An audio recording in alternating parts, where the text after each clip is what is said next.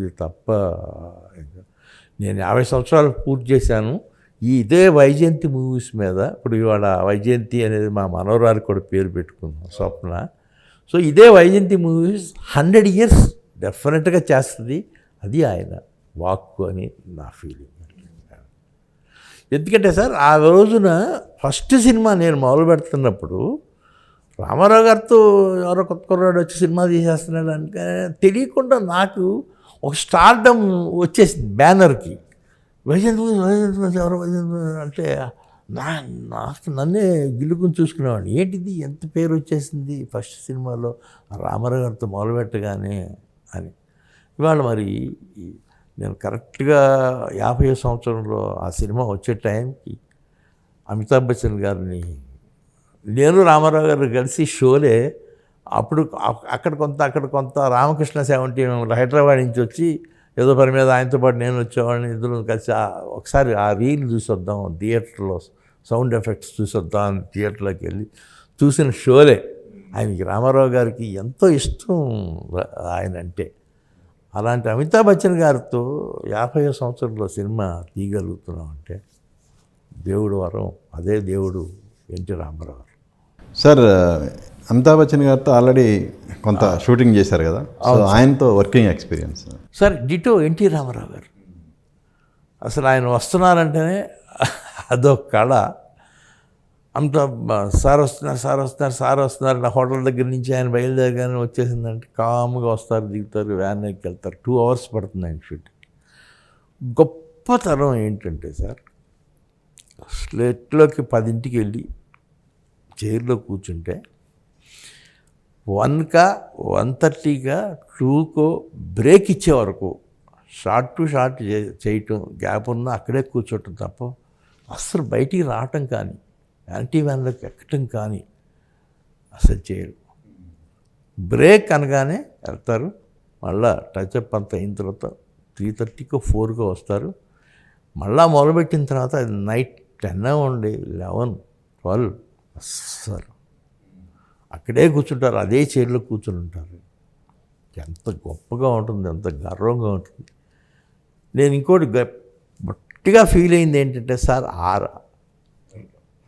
రామారావు గారితో తీసినప్పుడు ఏ అయితే ఫీల్ అయ్యేవాడినో, ఎవరో ఒక దైవాంశ సంభూతుడు ఉన్నాడు సెట్లో అని అప్పుడు ఫీల్ అయ్యాను, మళ్ళీ ఇప్పుడు ఫీల్ అయ్యాను. సో ఈ ప్రాజెక్ట్లోనే ఇంకొక గ్రేట్ ఆర్టిస్ట్ కమల్ హాసన్ గారు జాయిన్ అవ్వబోతున్నారు. ఇంకా ఆయనతో షూటింగ్ అయితే స్టార్ట్ అవ్వలేదు కదా? స్టార్ట్ అవ్వలేదండి. ఆయనకి అమెరికా వెళ్ళి ఆయనకి మేకప్ టెస్ట్లు మాకు కావాల్సినవన్నీ పూర్తి చేసామండి మొన్న. సెప్టెంబర్లో ఎనీ డేట్ ఆయన సెకండ్ హాఫ్లో వచ్చి జాయిన్ అవుతారు. జాయిన్ అయితే అటెస్ట్ ఇచ్చి ఆయన 30 days వర్క్ చేసేస్తారు. ఎక్కడైనా గ్యాప్లు కావాలంటే తీసుకుంటారేమో, అయిపోతుంది. ఆయన కమల్ హాసన్ గారి గురించి చెప్పాలంటే ఓసేత్ కథ మా ఫస్ట్ సినిమా విశ్వం గారితో తీసేటప్పుడు. అప్పుడు మరో చరిత్ర అయిపోయింది. మరో చరిత్ర అయిపోయి సెన్సేషన్ హిట్ కదా మరో చరిత్ర. అప్పటికి డాన్స్ మాస్టర్గా ఉండే కమల్ హాసన్ గారు చేసి అక్కడికి వెళ్ళి ఈ లోపల ఇంకేదో సినిమా కూడా ఆయన బాధ్యతగా తీశారు, ఒక సినిమా చేశారు. తర్వాత ఈ మరో చరిత్ర వచ్చిన దగ్గర నుంచి ఓవర్ నైట్ స్టార్ అయిపోయారు. సో అప్పుడు మనం దేవదాస్ కనకాలని క్యాస్ట్ చేసాం మనం ఓసేత్ కథలో. దేవదాస్ కనకాల అనేవాళ్ళు బదులు కమల్ హాసన్ గారిని పెడితే బాగుంటుందని మేము విశ్వం గారి చుట్టూతా వెళ్ళి చెప్పేవాళ్ళం. లేదు దానికి దేవదాసే కరెక్ట్ అన్నారు. ఆ తర్వాత ఆయన 6వ 7వ సినిమాలు సెన్సేషనల్ సినిమాలు వాళ్ళిద్దరు కాంబినేషన్లో వచ్చినాయి. సో అప్పటి నుంచి పరిచయం నాకు. ఇంచుమించుగా చిరంజీవి గారు, రజనీకాంత్ గారు, కమల్ వీళ్ళంతా ఆల్మోస్ట్ ఒక టైంలోనే మంత్స్ గ్యాప్లో వచ్చుంటారు. అప్పటి నుంచే నాకు కమల్ వాహిని స్టూడియో డి థియేటర్ దగ్గర కలుస్తూ ఉండేవాడు. అప్పటి నుంచి మంచి ఫ్రెండ్ ఆయన నాకు. అట్లా మొన్న అదే అన్నాడు ఆయన. అప్పుడు మిస్ అయింది, ఇప్పుడు మధ్యలో నేను ఈ కమల్ గారితో సినిమా తీద్దామని మన డైరెక్టర్ గౌతమ్ మీనన్తో ఒకసారి అనుకున్నాను.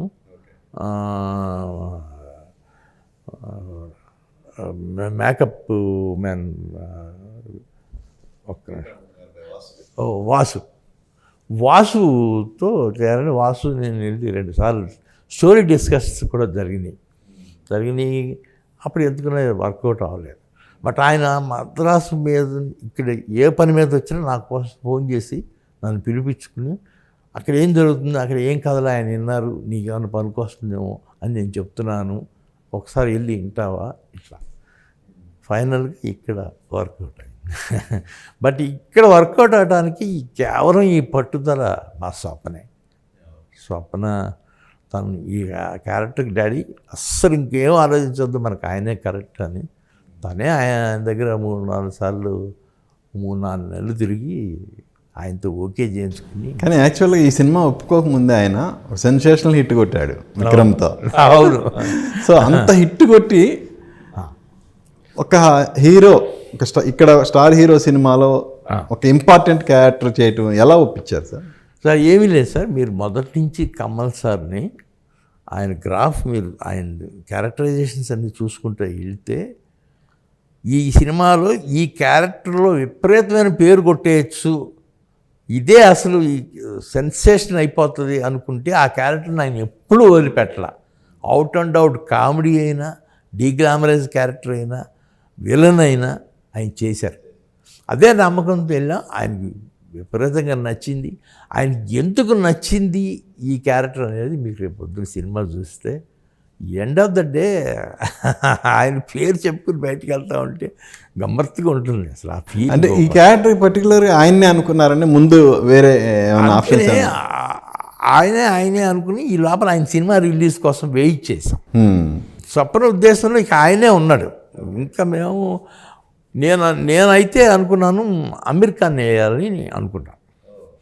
అమితాబ్ బచ్చన్ గారు ఆల్రెడీ వచ్చేసారు, దీపిక ఉంది, అసలు హిందీ ప్రసక్తి లేదు, మళ్ళీ అది out and out Hindi cinema అయిపోతుంది. స్వప్న గారు సౌత్లో నుంచి వెళ్ళాలి అనేది, సౌత్లో వెళ్ళాలన్నప్పుడు కమల్ గారే అట్లా.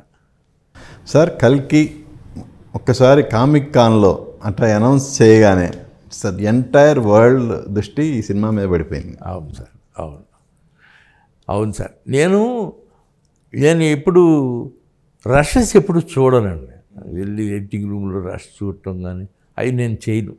మ్యూజిక్ వరకు ఎమ్మడబడి ఫాలో అప్ చేసుకుంటాను తప్ప ఇది చూడను. ట్రైలర్ వాళ్ళు కట్ చేస్తున్నప్పుడు నేను ఈవెన్ ఎవడే సుబ్రహ్మణ్యం ఫస్ట్ టైం అతను డైరెక్ట్ చేస్తున్నా, రెండోసారి మహానటి, నేను ఏ రోజున రష్లు చూడలేదు, కాపీలే చూశాను.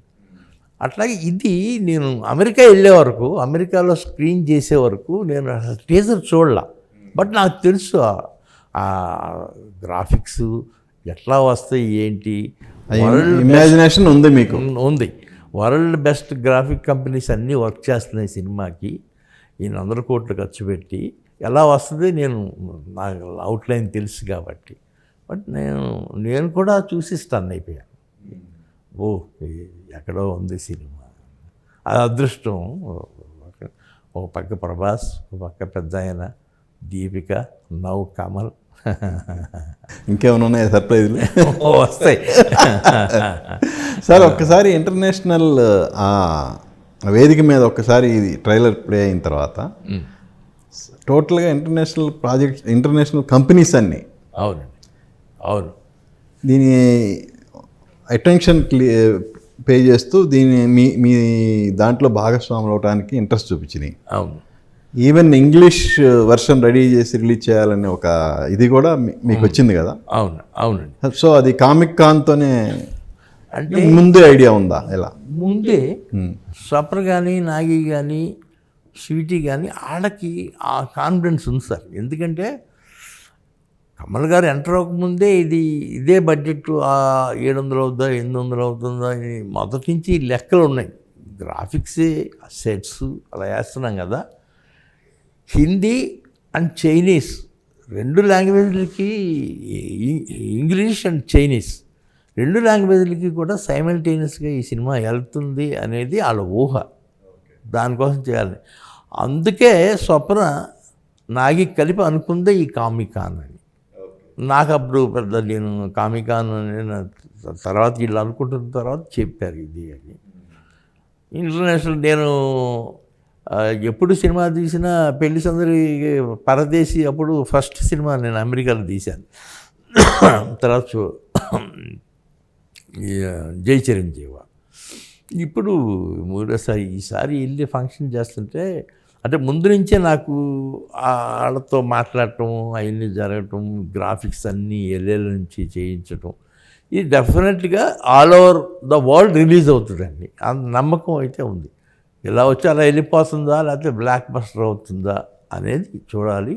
బట్ ద వే కామికాన్లో వచ్చిన రెస్పాన్స్ చూస్తే మాత్రం కామికాన్ జరిగినప్పుడు ఇంకొక పెద్ద అడ్వాంటేజ్ ఏమొచ్చిందంటే వాళ్ళందరూ స్ట్రైక్లో ఉన్నారు.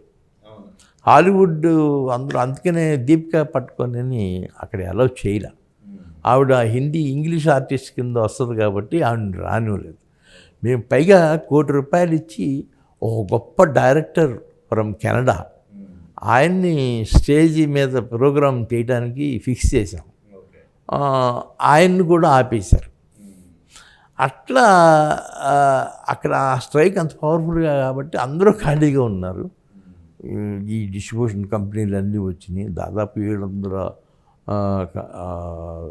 డిస్ట్రిబ్యూషన్ ఆఫీసెస్ వాళ్ళ పెట్టారు స్టాల్స్. అందరి దగ్గర నుంచి టెరిఫిక్ అప్రిసియేషన్ సార్, మామూలుగా లేదు అది. One way it's Nagi's credit and Nagi's luck also. Expect చేసినంత రెస్పాన్స్ రావటం దేవుడి వల్ల సినిమా కూడా అలా వస్తుంది. డెఫినెట్గా వస్తుందండి, నో డౌట్. అది వేస్ట్ అవ్వదు కదా. 2024 జనవరి కన్ఫర్మా? ఇంచుమించుగా కన్ఫర్మే సార్. మెయిన్ గ్రాఫిక్స్ కంపెనీస్ దగ్గర నుంచి కొద్దిగా సిగ్నల్ రావాలి. డి కంపెనీ వాళ్ళు మెయిన్ అండి ఇది. తర్వాత కెనడాలో ఇంకో కంపెనీ. ఈ 2 తర్వాత అన్ని చోట్ల నుంచి జరుగుతున్నాయి. బోల్డెన్ చోట్ల బిట్లు కింద ఇచ్చారు. కానీ మెయిన్ కంపెనీ ఇదే డిమాక్ అని. వాళ్ళు ఎల్ఏలో వాళ్ళు చెప్పాలి సార్. వాళ్ళు బహుశా ఈ నెలాఖరికి సూచాయిగా చెప్తే ఈ కమల్ హాసన్ గారి ఇంటిని బట్టి ఎట్టి పరిస్థితుల్లో మాకు జనవరిలో రావాలనే మా ప్రయత్నం. జనవరి 12th. సార్, టాలీవుడ్లో ఆల్ టాప్ ఫ్యామిలీస్ వారసులతో కూడా మీరు సినిమాలు చేశారు. స్టార్స్తో చేశారు, వాళ్ళ వారసులతో కూడా సినిమా చేశారు. సో ఎన్టీఆర్ గారితో తీసుకుంటే ఆయన 3వ తరం వాళ్ళతో కూడా సినిమా చేశారు. సో ఎలా సార్ అది ఒక్కసారి ఆ ఎక్స్పీరియన్స్ తలుచుకుంటే ఎలా అనిపిస్తుంది? చాలా బాగుంటుందండి. అంటే గౌరవప్రదమైన వ్యక్తులతో చేసుకుంటూ వచ్చాం కాబట్టి రామారావు గారు, నాగేశ్వరరావు గారు, శోభన్ బాబు గారు, కృష్ణ గారు, కృష్ణరాజు గారు ఆ తరం. ఆ తర్వాత నెక్స్ట్ వచ్చే తరంలో సెన్సేషన్గా చిరంజీవి గారితో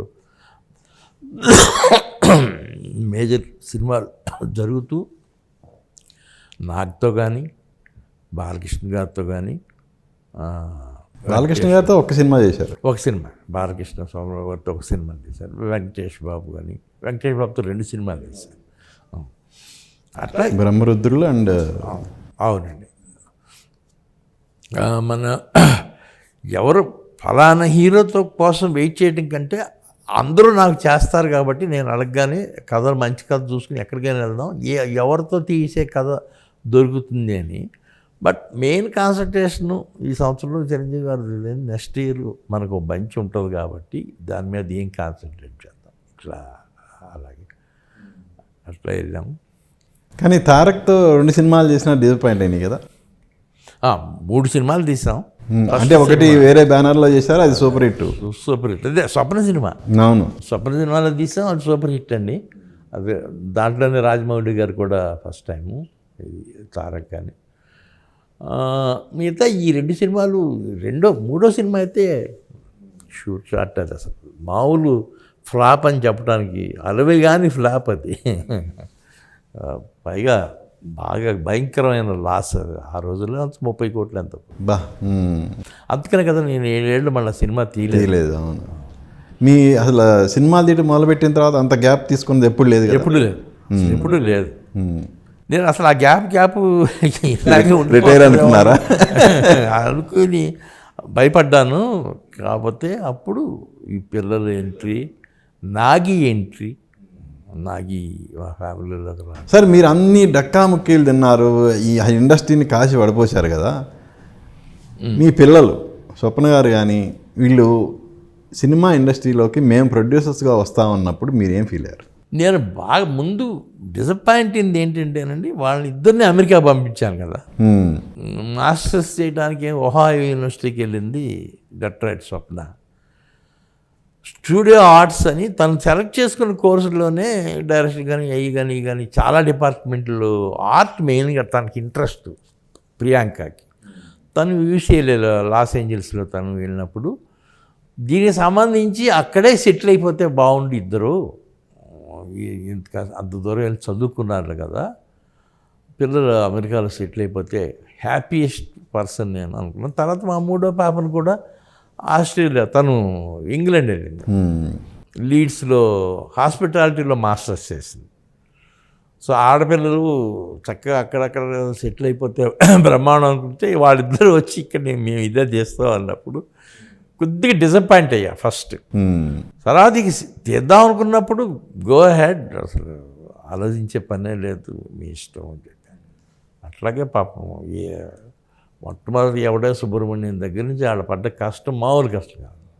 వరుసగా ఆ సినిమా 32 రోజులు 33 రోజులు జరిగితే 33 రోజులు అలా రోజు ఎక్కువ పైకి చివరికి ఆ పై వరకు వెళ్ళే వరకు నడుచుకుంటాను వెళ్ళి షూట్ చేశాను 30 రోజులు.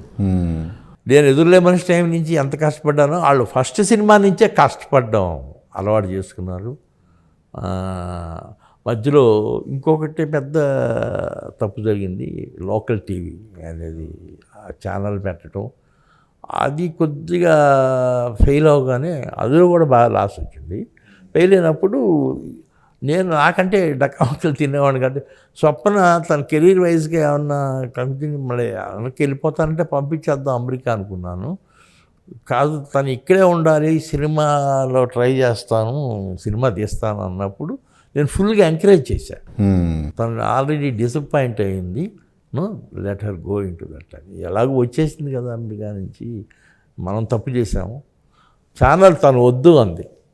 చక్కటి ప్రోగ్రామ్స్ ఈటీవీకి చేస్తూ ఉంటాను నేను. ఆ ప్రోగ్రామ్స్ నాకు కంఫర్టబుల్గా ఉంటాయి కదా, అదే చేస్తాను. తర్వాత ఎప్పుడో సినిమాలోకి వస్తాను, సినిమా ఇండస్ట్రీకి నేను టేకప్ చేస్తాను కదా.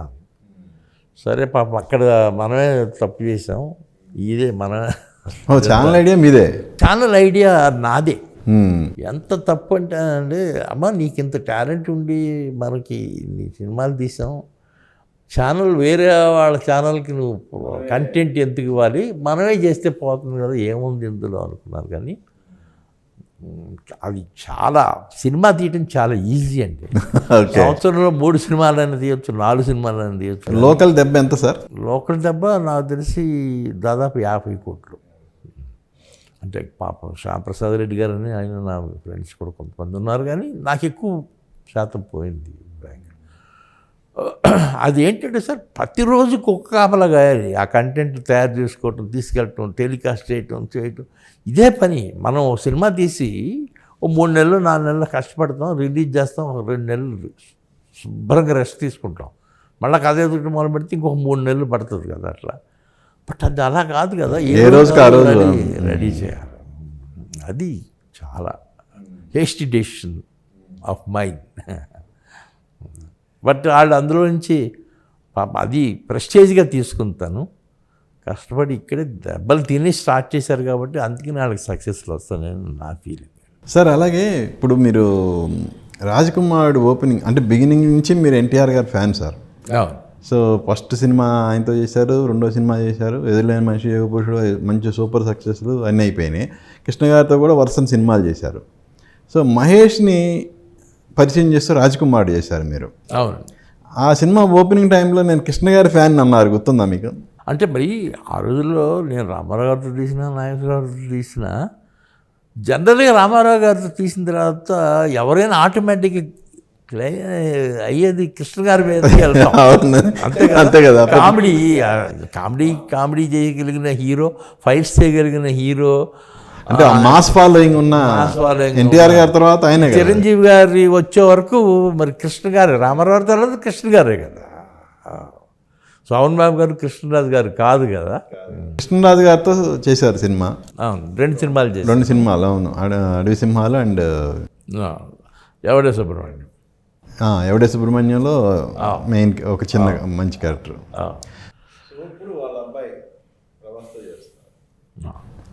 సో ఆ ఎక్స్పీరియన్స్ ఏంటి సార్, ఎలా? నాకు సూర్యనారాయణ రాజు, మేమందరం ఒక బ్యాచ్గా తిరిగేవాళ్ళం. నేను, సూర్యనారాయణ రాజు, అర్జున్ రాజు గారు, క్రాంతి కుమార్. అప్పటి నుంచి ప్రభాస్ అప్పుడు చిన్నపిల్లలు అనుకుంటాను, నాకు అప్పుడు పరిచయం లేదు. తర్వాత అంటే నేను నా కొన్ని సినిమాలు అయిన తర్వాతే ప్రభాస్ పెళ్లి చేసుకున్నాను. కృష్ణరాజు గారు మేమంతా అప్పుడు మా సినిమా నాది కాదు కానీ ఏదో సినిమా జరుగుతుంది. సోమబాబు గారు కృష్ణరాజు గారికి అక్కడ హైదరాబాద్లో, ఇక్కడ మద్రాసు నుంచి వచ్చి, అప్పటి నుంచే నాకు కృష్ణరాజు గారితో పరిచయం ఎక్కువ, సూర్యనారాయణ రాజు కృష్ణరాజుతో. తర్వాత ఫస్ట్ సినిమా నేను రాఘవేంద్రరావు గారు కలిపి ఈ బ్యానర్లో తీద్దాం అనుకుని, స్టూడెంట్ 1వ నెంబర్ కుర్రాడు ఆయనతో తీయాల్సింది, ప్రభాస్తో. వైజాగ్లో ట్రైనింగ్లో ఉన్నాడు, ఈ లోపల వస్తాడు నెక్స్ట్ వీక్ అనుకుంటే, రాగానే అది ఏంటో చూసి ఒకసారి మొదలుపెడదాం అనుకుంటే, ఈ లోపల సైక్లోన్ ఏదో వచ్చి ఆయన ఎక్కిన ట్రైన్ అక్కడే ఆగిపోయి ఆయన అల్లూరు వెళ్ళారు. ఈ లోపల ఈ మోహన్ కృష్ణ గారు వచ్చి, అప్పటికే మరి తీసాం కదా, మోహన్ కృష్ణ వచ్చి అడిగితే అప్పుడు ఈ తారకరత్నంతో తీయాల్సి వచ్చింది. లేదంటే అసలు ప్రభాస్ అక్కడే ప్రభాస్ ఉండి ఉండేవాడు. సార్ దాని తర్వాత ప్రభాస్కి సరిపడా కథ ఈ యంగ్ లాట్లో ఎవరున్నారో ఉంటారు, తిరుమ అల్లుడే వచ్చేటప్పటికి ఈ కథ తను ప్రభాస్ అనుకుని చేసిందే. అతను ఈ ప్రభాస్ తర్వాత అనుకున్న తర్వాత ప్రభాసే కరెక్ట్ అనుకున్నాడు తప్ప, ముందు ఇది ఇప్పుడు 1.5 year 2 years నుంచే తయారు చేసిన కథ. ఒక్క విషయం మాత్రం ప్రభాస్లో అంత కామ్ గోయింగ్, అంత ట్రూ జెంటిల్మెన్. ఇటీవల కాలంలో నేను ఆ పెద్దవాళ్ళందరినీ చూశాను కదా, రామారావు దగ్గర 3 తరాలు వాళ్ళతో చేశారు, చిరంజీవి గారి వరకు చూశాను, నాగార్జున, వెంకటేష్ బాబు, అందరూ, బాలకృష్ణ. ఇవాళ ఈ జనరేషన్లో మాత్రం జమ్మా ఫేక్, ఆ మంచి మర్యాద అంటే ఆ రాజుల్లోనే ఉంటుంది అనుకోండి ఆ మర్యాద అనేది. But hats off to I'm quite happy. ప్రభాస్తో తీయటం 50వ సినిమా అనేది 50వ సంవత్సరంలో అనేది మొదలైతే అక్కడే అమితాబ్ గారు వచ్చారు, అందరూ వచ్చారు. A great achievement for me, Prabhas also. Sir, Vyjayanthi movies banner మీదనే కాకుండా మీరు ఇక ఓ సీత కథ కానీ, అలాగే శుభలగ్నము, పెళ్లి సందడి, అలా వేరే చాలా బ్యానర్లలో మీరు నెంబర్ ఆఫ్ మూవీస్ అలా చేసుకుంటూ వచ్చారు కదా, అందులో కూడా నెంబర్ ఆఫ్ సక్సెస్లు చూశారు. నేను మా ముగ్గురు పిల్లల పేరు మీద అప్పట్లోనే తీశాను. అసలు 2వ సినిమా నాగేశ్వరరావుతో తీసేప్పుడే స్వాప్నిక క్రియేషన్స్ అని ఏదో అట్లా పెట్టాను, వైజయంతి మూవీస్గా ఉంచి, రామారావు గారు పెట్టిన పేరు కాబట్టి అని.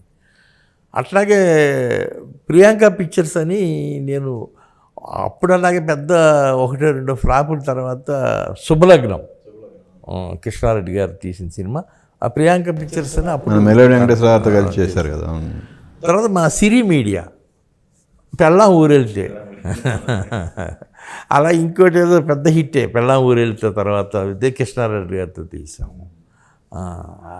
అది అట్లా అన్నీ పిల్లలతో తీసుకుంటూ వచ్చాం సార్. నేను అరవింద్ గారు రాఘవేంద్ర గారు కలిసి తీద్దాం అనుకున్నప్పుడు రాఘవేంద్ర మూవీ క్రియేషన్స్ అని పెట్టాం. నేను స్వప్న సినిమా అనేది డైరెక్ట్గా మొదలుపెట్టాల్సింది రాఘవేంద్రరావు గారు సజెస్ట్ చేశారు, మన ఇద్దరం కలిసి తీద్దాం, స్వప్న సినిమా స్వప్న పేరు పెడదాము అని. అట్లా సో దీని మీద డిఫరెంట్ బ్యానర్స్ వచ్చినాయి అన్నట్టు. సరే 50 ఏళ్ళ తర్వాత ఇప్పుడు ఇంకా మీ నెరవేరని కోరికలు ఏమైనా ఉన్నాయా? ఇప్పుడు అమితాబ్ బచ్చన్ గారు, కమల్ హాసన్ గారు విత్ గ్రేట్ మన ప్రభాస్, ఇంకా ఇంతకంటే నెరవేరని కోరికలు ఏమి లేవండి, అయిపోయింది. అక్కడ ఈవెన్ రజనీకాంత్ గారితో కూడా సినిమా చేశారు కదా. రజనీకాంత్ గారితో కూడా చేశాను. ఈ నాగితో తీసిన ప్రాసెస్లో ఏ హీరోతో అయినా తీయచ్చు, బట్ అప్పుడు మాత్రం నా పని రెస్టింగే. వాళ్ళే ఇప్పుడు ఈ సినిమా కూడా పెద్ద నేను కష్టపడింది ఏం లేదు, వాళ్ళే కష్టపడుతున్నారు. సో ఇది నేను చూస్తుండగా నాకు ఓపికన్నంతకాలం, సెట్స్కి వెళ్తున్నంతకాలం జరుగుతూ ఉంటే ఇంకేమేమి వండర్స్ చేస్తారో పిల్లలు. బట్ ఎక్కడన్నా బయట కథలు వినాలనుకున్నప్పుడు వింటా సరదాగా.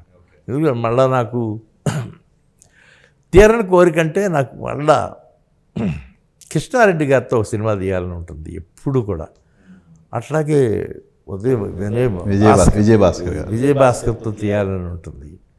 ఇప్పుడు ఎలాగూ ఖచ్చితంగా మళ్ళా మొన్న అంత పెద్ద హిట్ వచ్చింది కాబట్టి హనురాఘవపుడితో కూడా ఉంటాయి. అపార్ట్ ఫ్రమ్ అంటే ఈ కథలు కుదిరితే చేస్తామా లేదో తప్ప సంవత్సరంన్నరకో 2 సంవత్సరాలకో నాగితో సినిమా వెళ్తానే ఉంటుంది కదా, 1.5 years ఒకసారి. సార్ ఏం సార్ మీ అల్లుడు ఏం అంత గ్యాప్ తీసుకొని చేస్తున్నాడు సినిమాలు? మీరు అంటే టైం పడుతుందండి, ఆయనే రాసుకుని ఆయనే చేసుకుని మొత్తం ఆయన కదా. అందుకని ఆ టైం అతనికి ఇప్పుడు గ్రేట్ పీపుల్తో కంపారిజన్ అని కాదు, కానీ మణిరత్నం గారు వాళ్ళు కూడా టైం తీసుకుంటారుగా. మరి క్రియేటివిటీలో అన్నీ తనే చూసుకోవాలనుకున్నప్పుడు ఖాళీగా ఒక పూట ఉండడండి. ఈ సినిమా అవుతుంది అనుకోండి, అయిపోయిన తర్వాత వరల్డ్లో బెస్ట్ కెమెరామెన్ ఎక్కడ ఉన్నాడు, ఎవరు ఏ సినిమా చేస్తున్నాడు, ఆర్ట్ డిపార్ట్మెంట్ ఎవరు, మ్యూజిక్ ఇండియాలో ఉన్న బెస్ట్ మ్యూజిషియన్స్ ఎవరు.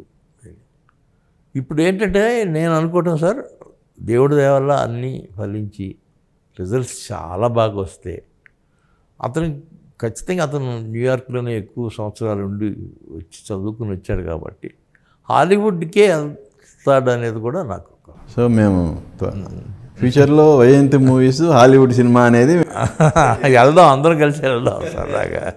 3 తరాల హీరోలతో సినిమా చేశారు, మరి మీ 3వ తరం గురించి ఏంటి?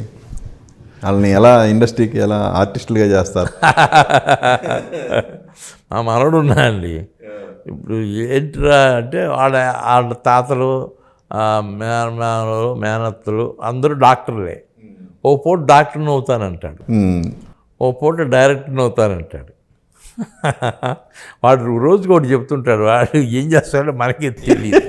ఓకే. బట్ నేను మాత్రం ఫీల్ అవుతుంది ఏంటంటే నా మనవరాలు అది అసలు మాకు దేవుడిచ్చిన వరం. డిటో ఆ సినిమా మేము అనుకున్నాం, ఆ సినిమా తీసాం, ఆ సినిమాకి అవార్డు వచ్చిన రోజున పుట్టారు, మహానటి అవార్డు వచ్చిన రోజు. మా ఇంట్లో మాత్రం మేము అందరం అది సావిత్రి గారే మళ్ళీ అలా పుట్టింది అని అనుకుంటాం సార్. ఇప్పుడు జరుగుతుంది. సో మీ 3వ తరం నుంచి ఆర్టిస్ట్ రాబోతుంది.